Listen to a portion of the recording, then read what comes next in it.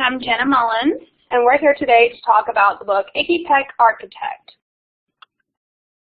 So IggyPeckArchitect is about a boy named Iggy Peck he was so creative ever since he was born, and he loves to build things that are famous structures throughout the world. And he uses just famous household items to build these things, and one day he uses it to save his teacher and classmates. And a little bit about the author. Andrea Beatty is one of 6 children from Southern Illinois.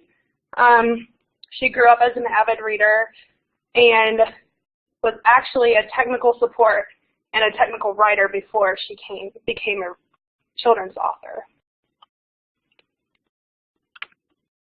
So the SOL connections that we chose were 4th grade SOLs that were specifically measurement and geometry.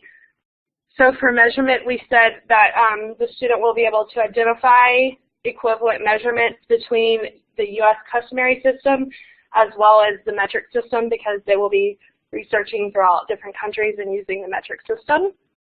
And with geometry, the students will be able to identify and describe representations of points, lines, arrays, etc. And with the Common Core standards, basically the same thing with geometry. They'll be able to pick up on different shapes and rays and similarities with that. Our global connections focus on students researching a country that has a famous structure that they could choose. So they could choose the landmark or the structure and then research facts on that structure in the country that it comes from.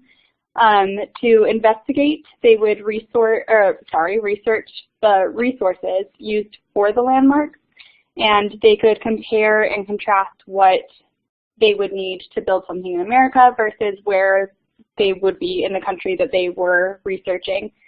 For connecting and integrating ideas, we would Skype or get in communication with students in classrooms around the world, and they could collaborate by sharing the information they know about the landmark that they researched, and we could send pictures back and forth with what creations we end up making. And for communicating ideas and taking action, the students would actually construct and complete the models of landmarks that they have been researching based on materials that we could find around the classroom. So this is a map of the world, obviously, that we would have up. We could have it up during our entire lesson so that students could see where their country that they were researching is based on where they are in the United States.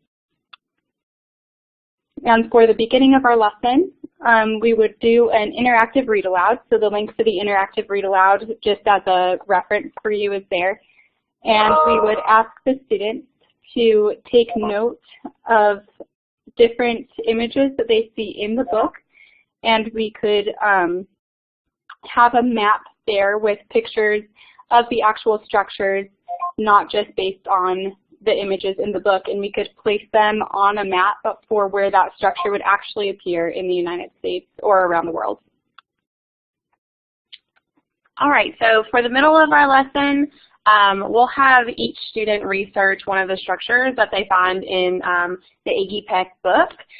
So they'll find things like weight, height, the year it opened, visitors per year, what the structure is made of, and then the amount of money that it took to build that particular structure. So each student will have one structure that they'll be researching, and then just in the spirit of collaboration, they will actually meet with 2 other buddies from the classroom and have an opportunity to graph their research using things like bar graphs, line graphs, and pie charts.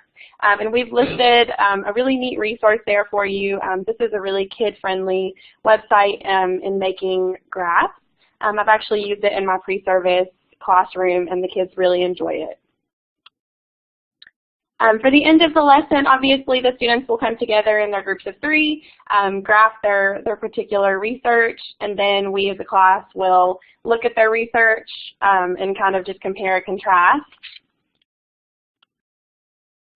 So here we've listed we've actually inserted some of the pictures from the IggyPeck book. So on the left, you've got the actual structures all around the world, and then on the right, you have just a clip of the structures that IggyPeck has made out of common household items like pancakes or dirty diapers or food. He uses all kinds of things. So I'm sorry, I forgot to mention, but in the end of our lesson, we'll actually have our